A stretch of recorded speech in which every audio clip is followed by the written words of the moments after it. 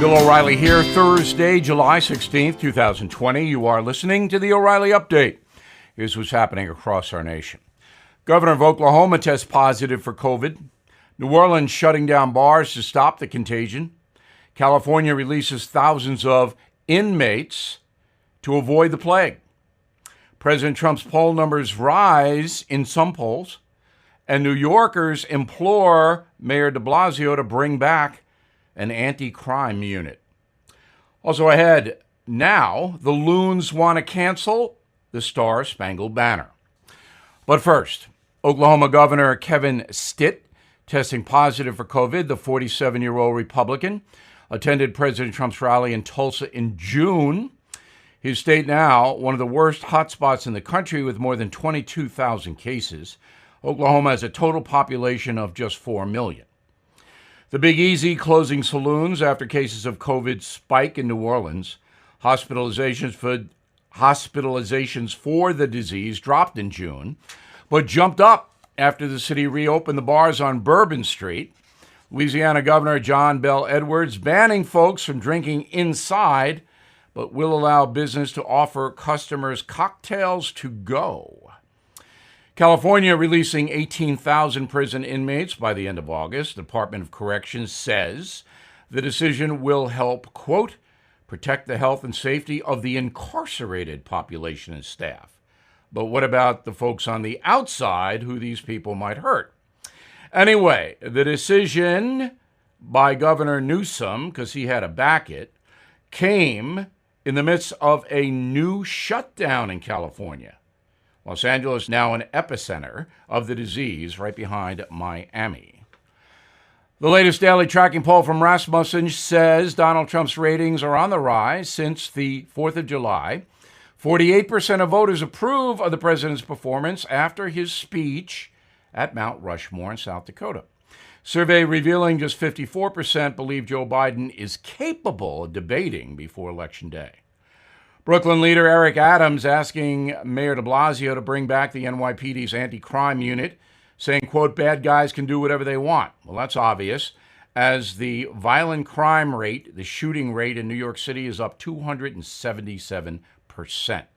Thank you, Bill de Blasio. On you, brother. In a moment, the crazies want to replace the Star Spangled Banner with, we'll tell you, right after these announcements. Want to save money, cut your housing costs? If you're a homeowner, it's as simple and easy as a mortgage refinance. Why? Interest rates have never been lower. And they've recently dropped to another new low, which means more homeowners have an opportunity to save big money every single month. It only takes a 10-minute call to American Financing to learn more. You will get a free mortgage review. No pressure, no upfront fees, no obligation, just a simple conversation about how to save up to $1,000 a month without starting your term over. That's right. You can keep your term as is, so you're not paying interest on unneeded years. You may even be able to postpone 2 mortgage payments, so don't put this off. Please call 888-462-9557, 888-462-9557, or visit AmericanFinancing.net. American Financing, NMLS 182334, NMLSConsumerAccess.org. Time now for the O'Reilly Update message of the day. You are not going to believe this, but it is absolutely true. A Los Angeles Times columnist named Jody Rosen wants to cancel the Star Spangled Banner. I guess it might make Jody feel unsafe, all those rockets red glaring, right? Anyway, Jody says the song is racist, or could be racist, or something, and that the anthem has to go. Quote, the very idea of a national anthem, a hymn to the glory of the country, feels like a crude relic, another monument that may warrant being torn down. But if we must have an anthem, it should be far different than the one we have now, positing another kind of patriotism, an alternative idea of America. It would also be neat, Jody's word, neat, if it was, a decent song, unquote. And Jody has a neat suggestion for the new anthem, a song by the late singer Bill Withers called Lean on Me. Let me, quote the first stanza. Sometimes in our lives, we all have pain, we all have sorrow, but if we are wise, we know that there's always tomorrow. Lean on me when you're not strong, and I'll be your friend. I'll help you carry on. Good song, but can you imagine at the Olympics, gold medal ceremony, American on the podium, and then you got the song behind him saying, sometimes in our lives we... This is what Jody and the far left nuts at the Los Angeles Times want. Sometimes I feel like I'm in a Saturday Night Live skit with Joust and Che. But this is true. This is in the paper. Of course, the LA Times may go bankrupt at any time. But I have some suggestions, Jody. I don't think this Lean on Me is going to work as the new national anthem. What I think a replacement could be, would be James Brown, Living in America.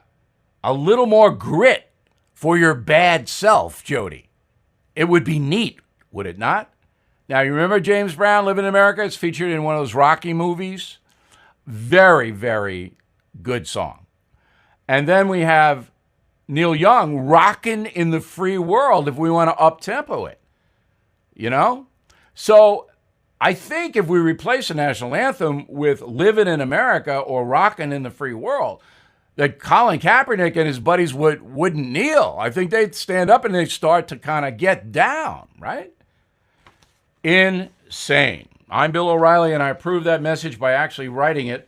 Please go to BillO'Reilly.com for more commentary, which is honest, and join our campaign, Stand Up for Your Country.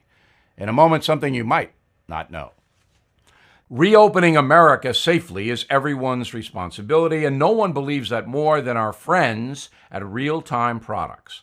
In fact, they're helping businesses and organizations by giving away a free automatic dispenser with a purchase of 2 gallons of real-time hand sanitizer. Hand sanitizer dispensers are available in wall mount, floor stand, or countertop, so customers, employees, parishioners, anyone can dispense the sanitizer safely. Real-time hand sanitizer contains 70% alcohol, and you'll never need another hand sanitizer supplier. Real-time hand sanitizer formulated and packaged in the USA.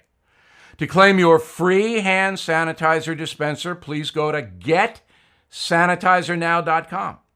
Don't assume a business or organization you frequent doesn't care. They're probably having trouble getting sanitizer. So spread the word that Real Time has dispensers and gallons of sanitizer available right now. Do your part. GetSanitizerNow.com. GetSanitizerNow.com. Now, the O'Reilly Update brings you something you might not know. 60 years ago this month, Chubby Checker's song, The Twist, became a national phenomenon. The record and its iconic dance took over radio stations and televisions across the country. All boomers remember that. But the tale behind the tune is fascinating. In 1959, a group called Hank Ballard and the Midnighters recorded this song, but didn't think it was really that good. The Twist peaked at number 28 on the charts in 59. A local DJ in Baltimore recommended the Twist to Dick Clark, then the host of American Bandstand. Clark tried to book Hank Ballard, but he couldn't do it. So Dick Clark searched for local Philadelphia musicians to play the Twist on his show. He chose Chubby Checker, and organized a last-minute recording session. Chubby appeared on American Bandstand and then the Dick Clark Saturday Night Show. The twist became an immediate sensation. The dance was popular with teens and their parents because it didn't involve the kids actually touching each other. Fine with me, as a fifth grader, I was twisting my butt off and didn't even need a partner. Chubby described the signature dance as, quote, putting out a cigarette with both feet and coming out of a shower and wiping your body with a towel to the beat, or something. Chubby Checker capitalized off the song for his entire career, which is still going. He released Let's Twist Again in 1961 and then Slow Twistin' a year later. He even re-recorded the lyrics in Italian, German, and French. By 1965, Chubby Checker had 22 top 40 hits. The twist even had 2 movies, Don't Knock the Twist and Twist Around the Clock. The dance also made an appearance in Quentin Tarantino's Pulp Fiction. And here's something else you might not know. In 1962, the twist reached number 1 again, becoming the second song ever to take the top spot on 2 separate occasions. The first one, Bing Crosby's White Christmas. I wonder if Bing did the twist. Back after this. Edward and his wife, Margaret, were looking forward to retirement. Edward started having serious health issues a few years before he turned 65 and had to take an unplanned early retirement. The loss of income and medical bills meant Edward could not afford his expenses, including the premiums on a $1 million life insurance policy. Faced with lapsing their policy for nothing, Edward and Margaret turned to Coventry Direct and were able to sell the policy for $130,000. If you own a life insurance or term policy that you don't need or can't afford, Coventry Direct can help you receive an average of 4 times more cash than you'd get from your life insurance carrier. You can even sell a portion of your existing policy and still maintain coverage with no future premium obligations. See if you qualify. Please call 1-800-888-3791 or visit CoventryHelpsSeniors.com. That's 1-800-888-3791 or visit CoventryHelpsSeniors.com. Thank you for listening to the O'Reilly Update. I am Bill O'Reilly. No spin, just facts, and always looking out for you.